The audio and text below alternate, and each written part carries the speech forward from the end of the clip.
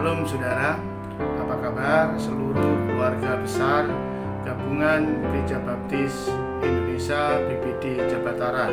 Kiranya Tuhan memberkati kita semua, salam sehat dan tetap semangat. Hari ini kita akan merenungkan firman Tuhan yang sangat luar biasa, di mana firman Tuhan hari ini berkata, gereja yang mengasihi Allah. Namun sebelum kita mendengar firman Tuhan pada saat hari ini, kita akan berdoa terlebih dahulu. Berfirmanlah Tuhan, kami siap mendengarkan berita firman Tuhan hari ini, sehingga berita firman Tuhan hari ini memberkati kami. Berkati semua yang mendengarkannya, keluarga besar Gabungan Gereja Baptis Indonesia BPD Jabatara. Sungguh Tuhan, kami rindu firman-Mu ini memberkati kami. Dalam nama Yesus kami berdoa. Amin. Saudara, banyak gereja tidak mengerti apa yang sebenarnya yang Tuhan inginkan. Apa yang menjadi tujuan Allah, di mana Allah itu mendirikan jemaatnya di muka bumi ini. Kelompok orang percaya yang telah menjadi teladan bagi kita, yang seringkali kita sebut dengan gereja mula-mula yang tercatat dalam Alkitab, itu sangat menarik. Bagaimana gereja mula-mula ini memiliki semangat untuk melayani.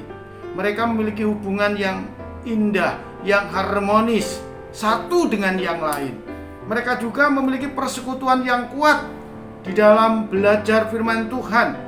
Firman Tuhan dibahas, dikupas, sehingga menjadi satu hal yang indah sekali. Gereja mula-mula juga memiliki pengaruh yang baik. Nah, ini penting saudara. Bagaimana gereja mula-mula memiliki pengaruh yang baik sehingga mereka disukai oleh banyak orang, dan setiap orang itu setiap hari membawa jiwa bagi gereja itu. Wah, ini sangat dahsyat sekali. Nah, gereja mula-mula juga benar-benar memiliki hubungan yang baik dengan Allah. Nah, inilah hubungan yang baik dengan Allah, inilah akhirnya bisa membangun hubungan komunikasi yang baik antara sesama dengan keluarga anggota gereja, dengan masyarakat sekitar, dan bahkan yang paling penting hubungan yang harmonis di dalam keluarga. Karena hubungan yang baik dengan Tuhan pasti akan menjadikan hubungan yang baik dengan siapapun. Tetapi rusaknya hubungan kita dengan Tuhan selalu merusak hubungan kita dengan sesama. Nah, gereja mula-mula sangat luar biasa. Bahkan ketika Tuhan mengatakan tujuan Tuhan mendirikan gerejanya supaya namanya diberitakan dan firman-Nya dilakukan atau dilaksanakan. Yang menjadi perenungan buat kita adalah apakah kita menjadi gereja yang memiliki, yang sudah menjadi harapan Tuhan. Allah ingin gereja memenuhi harapannya. Allah ingin gereja memenuhi rencana panggilannya.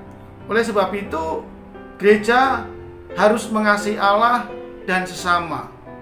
Gereja harus peduli akan Allah dan sesama. Gereja harus menjalankan firman-Nya, dan gereja harus melakukan amanat agungnya. Disinilah saudara kita bisa belajar. Ada beberapa hal yang perlu kita selidiki di dalam gereja kita, bahkan dalam diri kita, di mana kita mengaku sebagai orang percaya. Gereja adalah bengkel rohani saudara, di mana Tuhan mendandani, memperbaiki setiap umat, setiap jemaatnya. Di mana seorang yang bergereja, ia harus siap menerima teguran.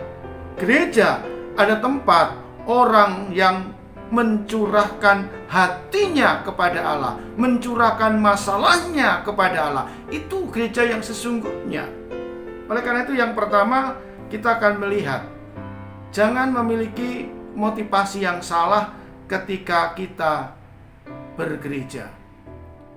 Ayat Filipi pasal 4 ayat 8 berkata, jadi akhirnya saudara-saudara, semua yang benar, semua yang mulia, semua yang adil, semua yang suci, semua yang manis, semua yang sedap didengar, semua yang disebut kebajikan dan patut dipuji, pikirkanlah semuanya itu.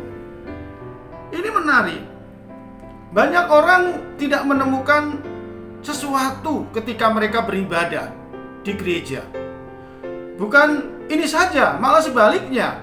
Mereka malah menemukan sesuatu yang kurang baik di dalam gereja. Mungkin mereka bisa berkata, wah gereja kok panas. Gak masalah kalau memang belum ada AC-nya. Tapi yang menjadi persoalan adalah bagaimana mereka menemukan gereja kok orang-orangnya yang kelihatannya rohani tetapi tidak rohani. Nah inilah yang menjadi gereja tidak menjadi jawaban Allah. Ketika kita ke gereja, tentunya kita harus memiliki motivasi yang benar. Kita ke gereja bukan untuk mencari kesalahan. Sekalipun kita banyak menemukan kesalahan, karena gereja memang bengkelnya orang-orang berdosa. Di situ banyak orang-orang yang tidak sempurna. Nah, oleh karena itu, ketika kita melihat di sini, ketika kita menemukan kesalahan, jangan kita mempersoalkan kesalahan itu.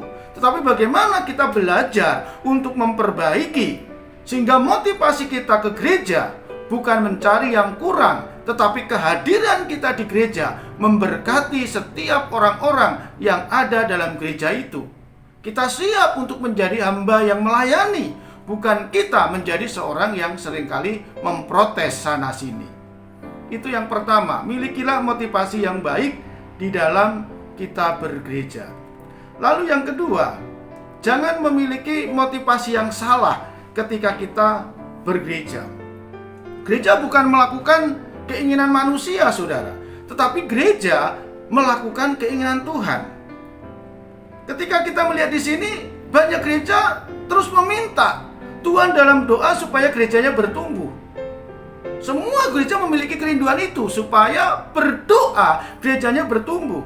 Namun seringkali kita sendiri yang menjadi penghambat dari gereja itu tidak bertumbuh.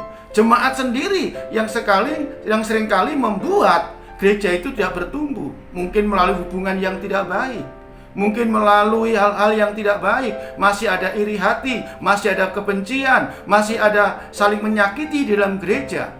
Nah, kalau kita menyadari itu, gereja tidak akan mendapatkan jawaban pertumbuhan oleh karena Tuhan belum dimuliakan di dalam gereja itu. Nah, oleh karena itu dalam kita melihat firman Tuhan hari ini, bagaimana Tuhan memberkati gerejanya. Bagaimana Tuhan akan membuat gerejanya itu menjadi gereja yang luar biasa. Tentunya gerejanya harus terpanggil sesuai dengan rencana dan kehendak-Nya. Kita lihat kembali saudara yang ketiga. Apa yang dikatakan yang ketiga? Gereja bukan melakukan keinginan manusia, tetapi melakukan keinginan Allah. Gereja yang sehat dan gereja yang bertumbuh kalau dia meninggikan Tuhan. Kalau saudara melihat dalam firman Tuhan, Yohanes 12 ayat 32 berkata, "Dan apabila aku ditinggikan dari bumi, aku akan menarik semua orang datang kepadaku." Dan dalam bahasa sehari-hari saudara begitu indah, tetapi aku ini, kalau aku sudah ditinggikan di atas bumi, aku akan menarik semua orang kepadaku. Nah, inilah yang dapat kita pahami tentang kata Tuhan, bagaimana gereja itu bertumbuh. Kalau gereja itu sudah meninggikan Allah, kalau gereja itu mengalami kuasa dan mujizat dari Tuhan, ketika gereja itu meninggikan Tuhan, di situ ada kuasa, di situ ada mujizat. Ketika semua umat Tuhan itu bersehati meninggikan Tuhan, gereja akan selalu diberkati, akan selalu menjadi gereja yang menjadi harapan Tuhan ketika Allah dimuliakan. Bukan pribadi-pribadi yang dimuliakan. Oh, aku dulu kok yang memulai gereja ini. Oh, aku dulu kok yang merintis. Oh, aku yang paling tua kok. Aku yang senior kok. Aku yang dihormati. Tidak, saudara.